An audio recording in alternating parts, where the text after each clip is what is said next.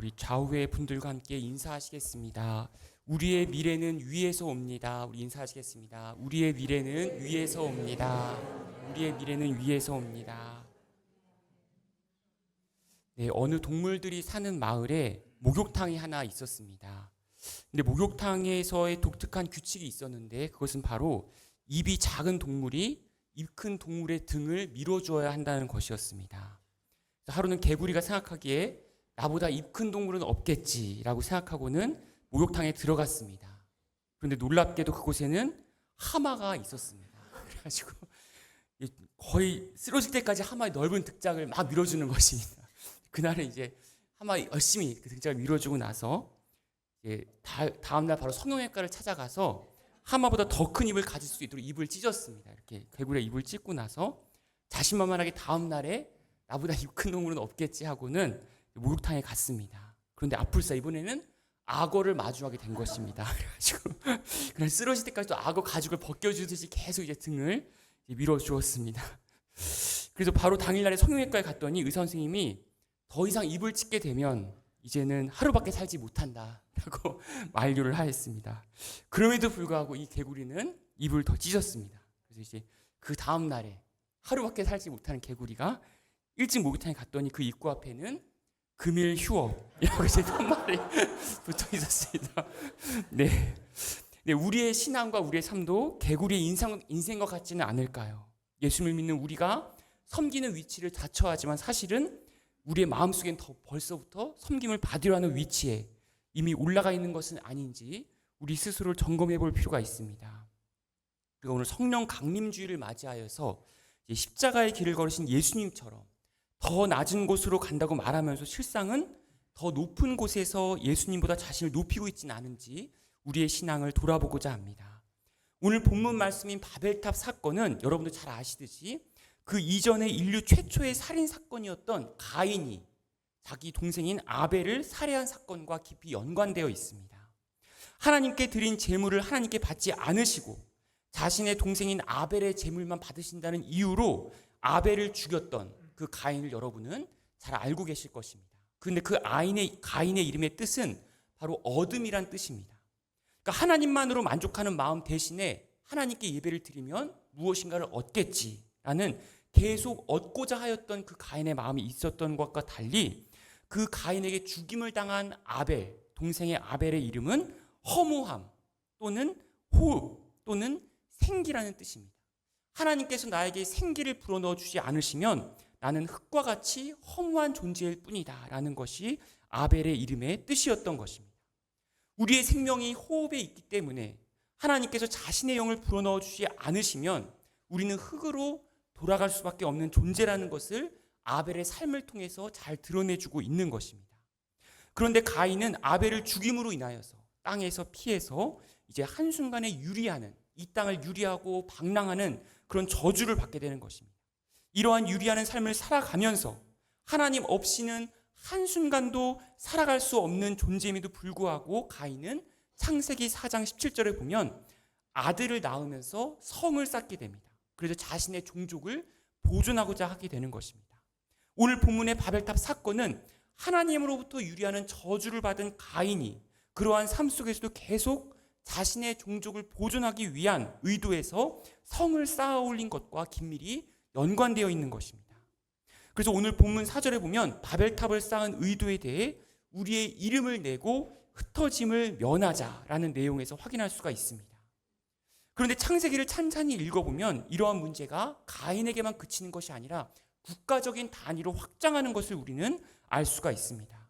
노아의 홍수 이후에 노아의 치부를 드러내어서 저주를 받은 셈과 함과 야벳 중에 함의 자손이 있습니다. 그 함의 자손 중에 창세기 9장 8절에서 9절까지의 말씀을 보면 니므롯이라는 사람이 등장합니다. 구스가 낳은 니므롯.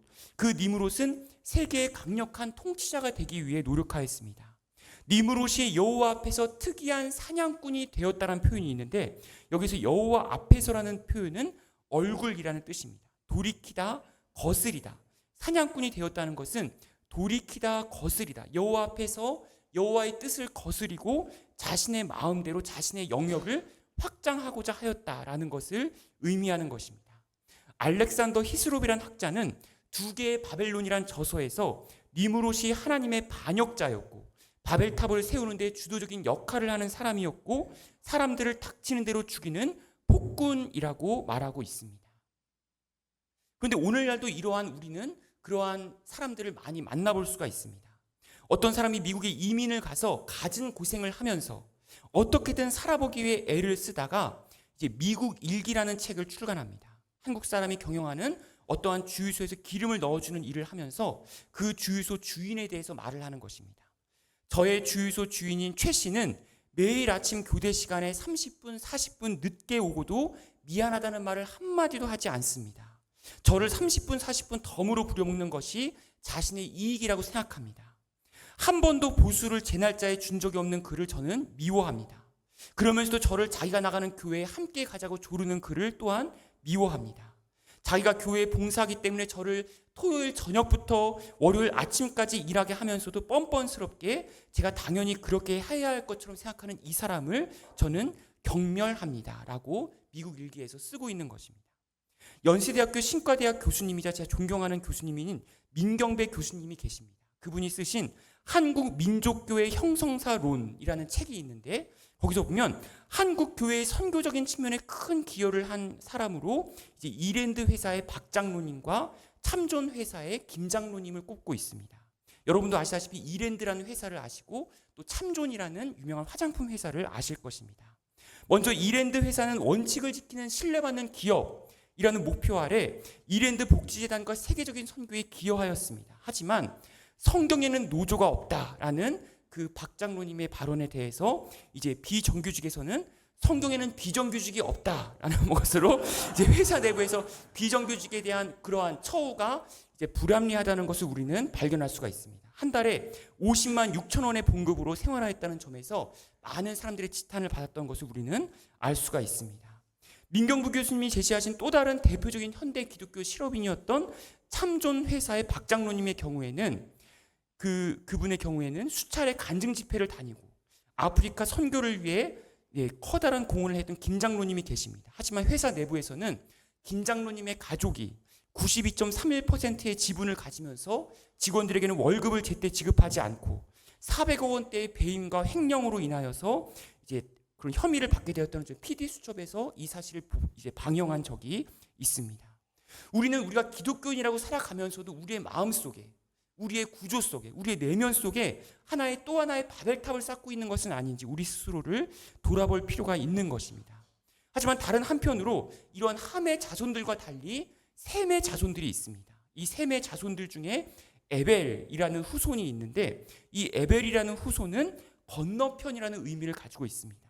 유브라데강 건너편에서 이주해온 자라는 의미에서 이 히브리인, 우리가 히브리인이라고 말할 때 이 히브리라는 어원이 바로 에벨에서 유래하는 것입니다. 이 죄악이 관영하고 바벨탑이 쌓는 이 무리들을 정말 피하고 건너편으로 가서 이 세상보다 더 건너편으로 가서 하나님 나라를 소망하는 그 히브리인들을 바로 에벨이라는 그 어원에서 유래하였던 것을 우리는 볼 수가 있습니다. 가인의 후손들은 하나님을 거역하고 자신만의 성을 쌓고 자신의 종족을 보존하기 위한 문화를 널리 퍼뜨리고 있는 반면에 이 에벨이라는 인물로부터 비롯된 히브리인들은 끊임없이 하나님 나라를 향해서 이 땅 가운데 죄악을 정말 건너편으로 건너가고자 했던 그러한 문화를 우리는 알 수가 있습니다. 그런데 이러한 그 바벨탑을 쌓은 무리들이 건축을 가능했던 이유는 본문 1절에서 하나의 입술로 형성된 언어로서 발음이 동일하여서 여러 가지 힘을 하나의 목적에 집중시키기에 유리하였기 때문입니다. 또한 본문 2절에서 그들이 머무른 시나의 평지는 티그리스와 유프라테강 사이에 넓게 펼쳐진 평지이자 장소가 넓고 전망이 좋은 곳이었습니다. 그래서 본문 3절의 벽돌과 역청으로 탑을 쌓아 올리게 되는 것입니다.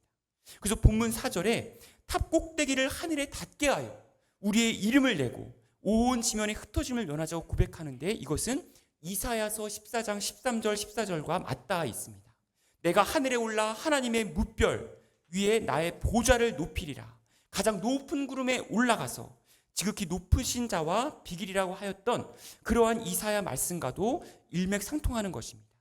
그들은 인간임에도 불구하고 하나님께 지음받은 존재임에도 불구하고 자신들의 위치를 망각한 채 하나님께서 허락하신 구원의 길이 아니라 다른 인간적인 방법으로 하늘에 올리고자 했던 것을 우리는 알 수가 있습니다. 우리의 신앙도 하나님을 믿는다고 하면서도 말씀을 멀리하게 되면 우리가 살아가는 삶의 잣대와 기준이 없어지고 우리의 생존과 먹고 살기에 급급한 삶을 살아가면서 우리의 기준을 위해 마치 개구리가 하마와 악어보다 더 입을 찢기 위해서 더 입을 큰 힘을 가지고 하는 것처럼 남들보다 더 높은 곳에 위치하고 싶은 욕망이 있는 것은 아닌지 우리 스스로를 돌아볼 필요가 있습니다. 우리가 올해의 표어가 선한 사마리아인이 되어 있는데 선한 사마리아인은 자신의 이름을 남기려고 하지 않았습니다. 이름도 없이 오직 예수 그리스도의 사랑만이 드러냈던 삶을 살아갔던 것을 우리는 확인할 수가 있는 것입니다. 그럼에도 불구하고 이 땅에 있는 많은 사람들은 이사야 2장 22절과 같이 호흡이 없어지면 한순간에 흙이 되는 존재임을 깨닫지 못하고 자신만의 인생을 의지하는 사람들이라는 것을 우리는 알 수가 있는 것입니다. 그래서 본문 5절 6절에서 보면 여호와께서 말씀하신 대로 인간의 언어가 하나였기 때문에 그 이후로 경영하는 일을 금지할 수 없으리라 라고 말씀하시면서 다시 하나님께서 이 땅 가운데 임하시는 것을 우리는 알 수가 있습니다. 어느 대기업의 큰 회사에서 전체 사원을 통틀어서 가장 못생긴 남자 사원이 살아가고 있었습니다. 그래서 얼마나 못생겼는지 말로 표현할 수 없을 정도였는데 그 직원이 복사 업무를 위해서 복사실에 들어가게 되었습니다. 근데 그 안에서는 그 회사 전체를 통틀어서 가장 아름다운 미모를 가진 여자 직원이 복사를 하고 있는 것입니다. 그래서 그 여직원이 남자 직원을 보고 첫 마디가 바로 이렇게 말하는 것입니다. 저 반했어요 라고 하는 것입니다. 그 남자 직원을 보고 반했다는 것입니다. 그 여직원이 남자 직원을 보고 이렇게 첫 마디를 던지자 남자 직원이 크게 충격을 받고 있는데 여자 직원이 이렇게 말하는 것입니다. 하지만 조금만 더 하면 나머지 절반을 더 끝낼 수 있어요 라고 하는 것입니다. 그러니까 반했어요가 아니라 그 복사의 절반을 했다는 것입니다. 네. 우리 근데 이 이야기를 들으면서 어떤 느낌이 들으셨나요?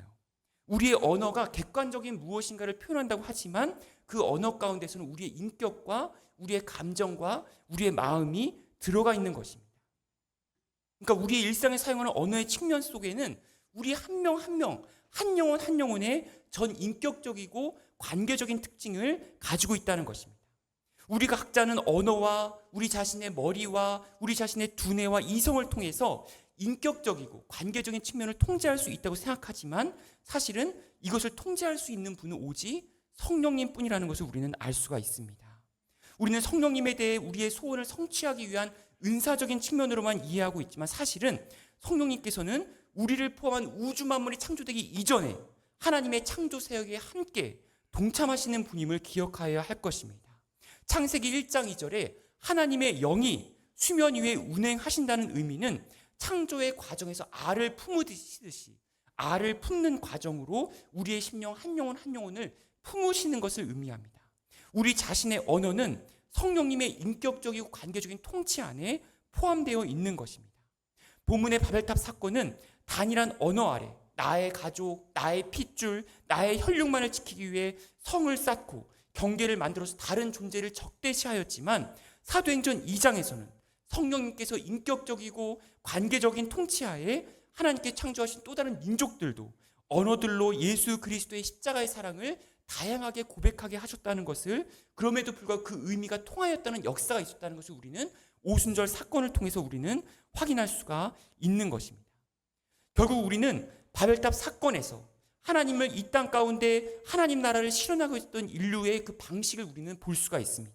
첫 번째는 니므롯과 같이 세계의 대제국을 건설하고 바벨탑을 쌓음으로 인해 온 세상을 자신의 시야 밑으로 정말 두기를 원하였지만 그러다가 바로 다양한 언어로 혼잡하게 되고 흩어질 수밖에 없었던 것을 우리는 확인할 수가 있습니다. 하지만 또 다른 민족인 히브리인은 자신의 힘으로가 아니라 인간의 죄악에서부터 하나님 나라를 바라보기 위해 건너편으로 건너가는 끊임없이 믿음의 순례의 길을 떠나는 분류로서 영원한 구원을 예수 그리스도로부터 약속되게 하여서 성령님을 통해 함께 동행하였던 것을 우리는 확인할 수가 있는 것입니다. 저희 작은아버지 중에 박상은 원장님이라는 분이 계십니다. 샘 안양병원의 원장님이었고 지금은 돌아가셨지만 그분의 이야기를 잠깐 들려드리고자 합니다. 그분이 젊은 시절에 막 내과 전문의로 어떤 종합병원에 근무하게 되었는데 어느 날 알코올성 간염 환자가 이제 찾아오게 되었습니다. 3주간의 입원 기간 동안 열심히 치료한 결과 간 기능의 수치가 이제 정상적으로 회복되어서 이제 박상은 원장님은 자신만만하게 큰 소리 치면서 환자를 퇴원시켰습니다. 그런데 그날 오후에 다급하게 담당 의사를 찾는 방송이 들려왔습니다. 그래서 빨리 갔더니 아뿔싸 아침까지 멀쩡했던 모습으로 태어난 환자가 죽은 모습으로 돌아오게 된 것입니다. 그 환자는 다 나았다는 의사의 말에 기분이 좋아져서 끊었던 소주, 약주를 한 잔 마시고 음주운전을 하다가 고속도로에 난간을 들이받아서 사망한 것입니다. 무엇이 다 나았던 것입니까?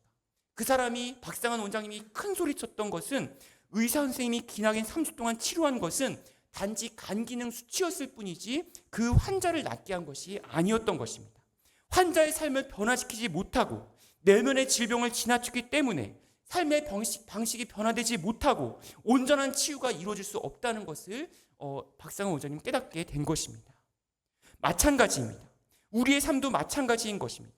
로안 윌리엄스라는 그 신학자가 지은 상처 입은 암이라는 책에서 보면 현대의 많은 그리스도인들이 자신의 증상만을 치유하기 위해 교회에 찾아온다고 비판하는 것을 우리는 알 수가 있습니다. 나의 현상적인 증상, 외면에 드러난 증상만을 치유하기 위해 교회의 예배당을 밟아오는 사람들이 많이 있다는 것입니다. 하지만 하나님께서 원하시는 것은 우리의 내면 깊숙이 있는 인격적인 측면이, 관계적인 측면이, 전 인격적인 측면이, 그 우리의 인생의 방향이 하나님께로 나아가기를 간절히 원하시는 것입니다. 예수님을 믿는 많은 사람들이 마치 아이스크림에 초코 시럽을 바르듯이 그냥 외면적인 변화에만 관심을 가지고 있지 우리 내면 깊숙이 있는 인격적인 변화가 없다면 그것은 또 하나의 바벨탑을 쌓는 것이나 마찬가지인 것입니다. 우리 삼회 교회 속에서 하나님의 사랑, 농촌 사랑, 노동 사랑, 진정한 하나님의 사랑은 그 내면에서부터 변화가 이루어지는 사랑이 있어야지만 농촌을 사랑할 수 있고 노동을 사랑할 수가 있는 것입니다. 이처럼 전 인격적이고 관계적인 성령님을 통해 오직 예수 그리스도의 십자가의 사랑 앞에서 전 인격적으로 반응하는 신앙의 성숙을 가지기를 간절히 소망하며 함께 침묵으로 기도하시겠습니다.